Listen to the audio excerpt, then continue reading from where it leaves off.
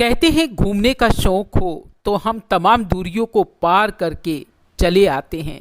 खैर, आज हम प्रकृति के साथ साथ फ्रेंड से घूमेंगे एक ऐतिहासिक मंदिर में। अरे, सुनीता शर्मा जा रही है, जी हाँ, नासिक में, महाराष्ट्र में, और साथ ही ज्योतिर्लिंगम के दर्शन करने के लिए। जी फ्रेंड्स, बस जुड़े रहिए।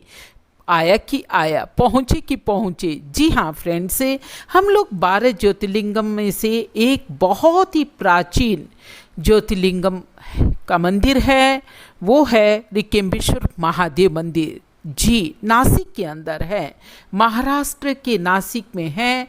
और फ्रेंड्स से हम वहाँ पहुँचने वाले हैं। फिलहाल बस आप बिना स्किप किए हुए वहाँ के दर्शन कीजिए, क्योंकि ऐसे दर्शन के लिए मौका बार बार नहीं मिला करता। चलिए हम बता देते हैं कि ऋकेम्बेश्वर महादेव जी का मंदिर में जाने के लिए अगर आप विचार करें तो आप जाएं अक्टूबर से मार्च के बीच में। जी, जाने के लिए सबसे बढ़िया है। रेलवे स्टेशन से ये मानिए कि ये 35 किलोमीटर की दूरी पर है, और यहाँ से शेयरिंग के लिए आपको टैक्सी भी मिल जाएगी, बस भी मिल जाती है, कोई जाने आने में असुविधा नहीं होती। जी, हमने पाया कि नासिक का रेलवे स्टेशन बहुत बड़ा है और रेलवे स्टेशन से हर सुविधा है आपको यहाँ पहुँचने के लिए। तो चलिए हम मंदिर में पहुँच गए और साथ ही मंदिर के इतिहास को जान लेते हैं। यहाँ पर हम फ्रेंड्स लाइन में लगे हैं और इसी बीच में चलिए यहाँ के इतिहास को भी बता दें आपको कि ये तीसरे पेशवा बालाजी यानी नाना साहब जी पेशवा के द्वारा बनाया गया था। 31 साल तक यानी 31 ईयर्स इसके जीर्णोद्वार में लगे थे, और उस समय में बताते हैं कि 16 लाख रुपये इसके जीर्णोद्वार में लगे थे। यानी कोई छोटा मोटा मंदिर नहीं है, उस समय की दृष्टि से ये मानिए कि बहुत बड़ा अमाउंट इसके जीर्णोद्वार में लग गया था। नासिक से अगर आप एयरपोर्ट से आए फ्रेंड्स तो केवल 30 किलोमीटर की दूरी पर है, और बस स्टैंड भी लगभग इतना ही है। दर्शन में लगभग इसके 2 घंटे का समय लग जाता है। जी, हम ऐसे समय में आए हैं जब रिमझिम बरसात हो रही है, और बरसात का भी आनंद ले रहे हैं, साथ ही दर्शन भी कर रहे हैं। लाखों की संख्या में यहाँ पर जो है दर्शनार्थी आते हैं लाभ उठाने के लिए। दर्शन के समय की अगर आप बात करें तो इतना बड़ा भव्य मंदिर है कि 2 घंटे का समय लग जाता है। जी, अब हम बात करें कि ये मंदिर क्यों फेमस है, ख़ास तौर से क्यों प्रसिद्ध है। हर एक मंदिर यूँ भक्तों के लिए, पुजारियों के लिए अहमियत रखता है, लेकिन कुछ न कुछ उसकी खासियत होती है। तो ये बता दें, हम यहाँ लाखों की संख्या में जो भक्त जन आते हैं वो काल सर्प दोष से मुक्ति पाने के लिए आते हैं। कुछ श्रद्धालु वैसे आते हैं, लेकिन ख़ास तौर से ये प्रसिद्ध है मंदिर फ्रेंड से काल सर्प दोष से मुक्ति पाने के लिए। शिवलिंग के दर्शन करने के लिए आते हैं, कालों के काल महाकाल की पूजा अर्चना करने के लिए आते हैं। जी, वैसे कोई विशेष तिथि वगैरह नहीं है, लेकिन हाँ, जब काल सर्प की जो दोष से मुक्ति की जो बात होती है उसके लिए विशेष रूप से कोई एक तिथि तय होती है, और उसी के हिसाब से यहाँ पर मंदिर में जो है काल सर्प दोष से मुक्ति दिलाई जाती है। जी, यहाँ पर महामृत्युंजय मंत्र होता है। बताते हैं कि महामृत्युंजय मंत्र की शुरुआत यहीं से हुई है। ऋकेम्बेश्वर जी की पूजा शिवलिंग के रूप में की जाती है, और बहुत ही भव्य मंदिर है, ये बहुत सुंदर है। लेकिन इतने भव्य मंदिर पर किसी की नज़र लगी थी किसी समय में। जी हाँ, औरंगजेब ने बताते हैं कि 1690 में यहाँ पर शिवलिंग को तुड़वा दिया था, और शिवलिंग को तुड़वा करके मस्जिद का जो है गुंबद बनवा दिया था। यहाँ पर मस्जिद का गुंबद बनवा दिया था, तो इसी वजह से बताते हैं कि यहाँ पर शिवलिंग अभी भी नहीं है। लेकिन ये यहाँ एक कुंड है, और कुंड तालाब है जिसमें पानी सदैव भरा रहता है। गोदावरी से पानी आता है और कभी भी सूखता नहीं है। महिलाओं की जो बात है कि इस मंदिर में महिलाओं के प्रवेश के लिए निषेध है या जा सकती हैं, तो हम ये बता सकते हैं आपको कि यहाँ पर 6 से 7 बजे का हमें समय दिया था कि महिलाओं को अंदर जाने की अनुमति है। इस तरह से फ्रेंड्स बहुत ही भव्य मंदिर है। अब बात कर लें हम ऋकेम्बेश्वर का अर्थ क्या है।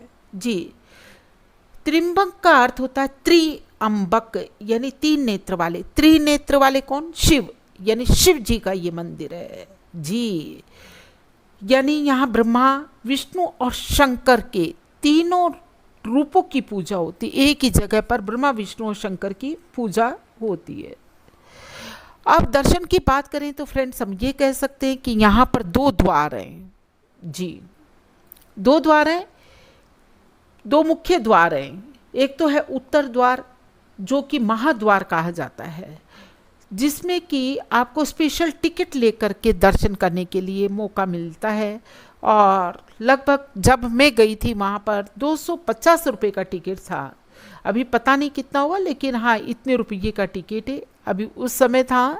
और बाकी दूसरी लाइन है वो फ्री लाइन है, उसके अंदर कोई टिकट वगैरह नहीं है। आप सामान्य लाइन में लग कर के दर्शन कर सकते हो, लेकिन इसमें समय ज़्यादा लग जाता है।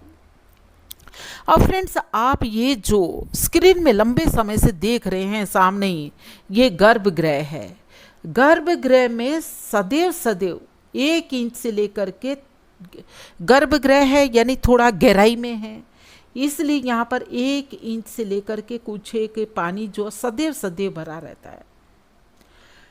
और यहाँ पर आप देख रहे होंगे कि ज्योतिर्लिंग हैं, 3 ज्योतिर्लिंग हैं गर्भगृह में, सदैव दर्शन के लिए मौजूद रहते हैं।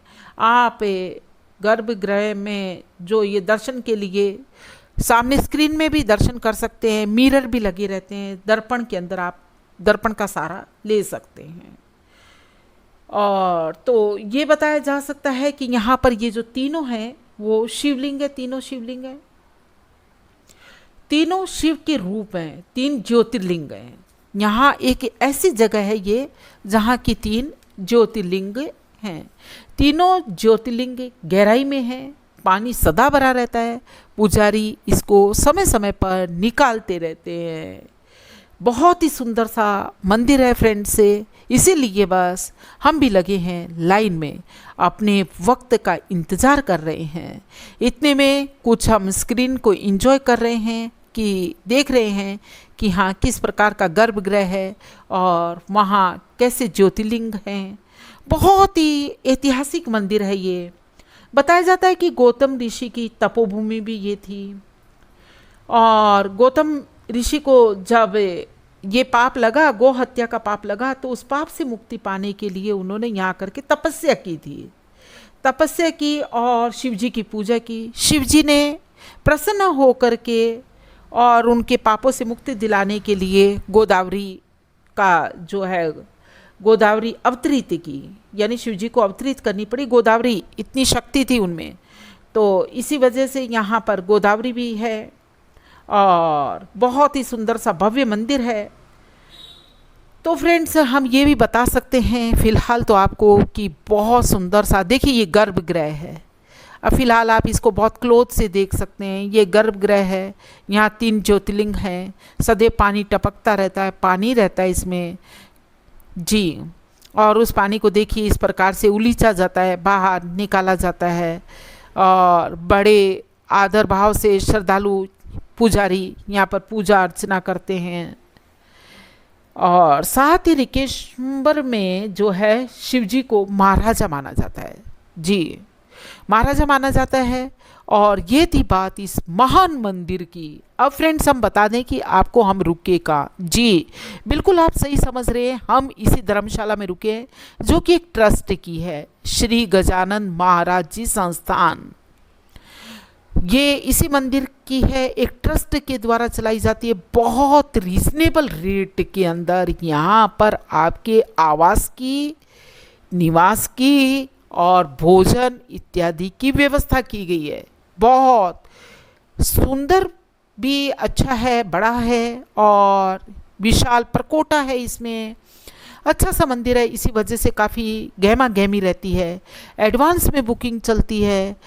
अगर ये मानिए कि हाँ आपको दर्शन लाभ ले करके यहाँ पर जगह मिल जाती है तो ये आपका सौभाग्य मानिए, क्योंकि बहुत रीजनेबल रेट में है फ्रेंड्स से, और शुद्धि की बात है, अपने आप में जो की जाए तो बहुत अच्छे शुद्धि से यहाँ पर भोजन इत्यादि की व्यवस्था है। डॉर्मेट्री की भी व्यवस्था है, अगर आप रूम स्पेशल लेना चाहें, एसी रूम लेना चाहें तो वो भी आपके लिए है।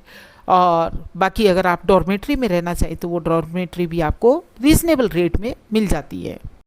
अरे सुनीता शर्मा क्या गेट पर ही खड़ी रहेगी क्या? चलिए अंदर की तरफ लेकर के चलते हैं।